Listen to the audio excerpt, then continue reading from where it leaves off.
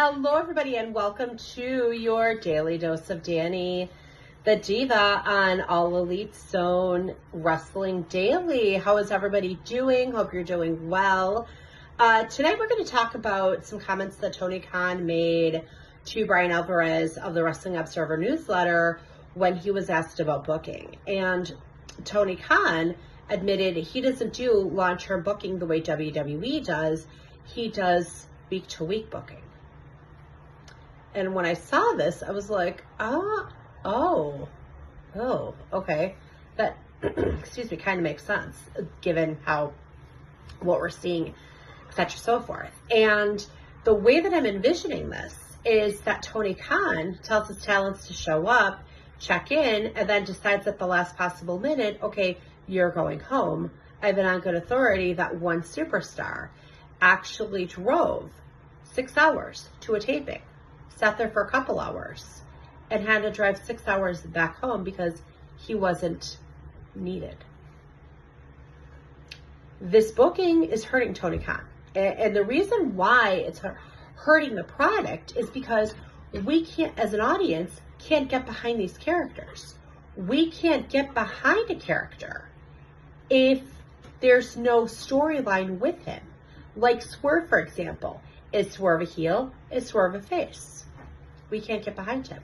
Wardlow is the prime example for this. And everybody knows, oh, I'm a Wardlow fanatic. Wardlow's an example. What made us like Wardlow? What made me love Wardlow was the fact that he was Max's silent bodyguard, nice looking man in a suit. There you go. Then we started seeing Wardlow's personality.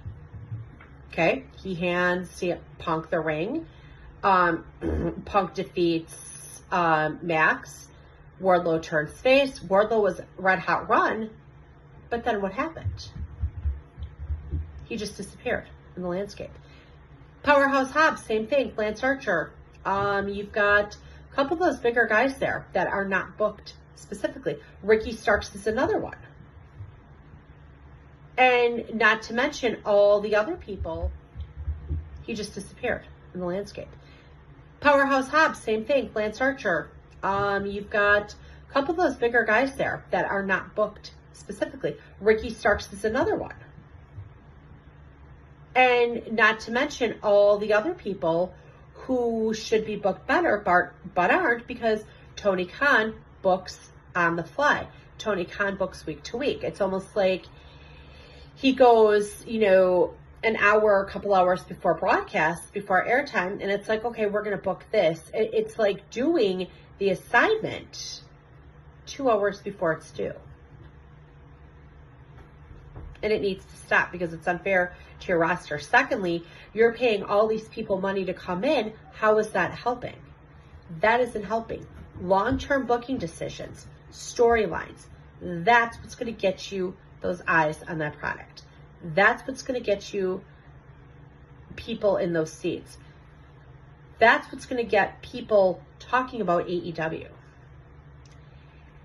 And I'm going to be honest with you. I think a lot of the booking decisions made by Tony Khan, but those, how would I say this politely without getting offensive? Oh, the beauty queens who are in the backyard from Cucamonga.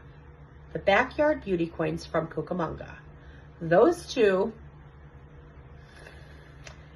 are something else. And I think those two are basically telling Tony Khan what to do. And he does it. Just like they're playing Tony Khan and he falls for it. But that's a whole nother story in itself. But again, the booking. It's really, Tony Khan has to do something before we don't have AEW anymore. But I'm hoping and praying that that doesn't happen. Okay, that has been your Daily Dose of Diva on this Thursday night. You can follow me on Twitter, MakeupJunkie091. You can also follow my page about my life as an educator, The Green Mother, on Facebook. And you can also drop me a line and an email, thegreenmother09@gmail.com. Until then, this is Dani. And I thank you for tuning in. Have a great night. Bye.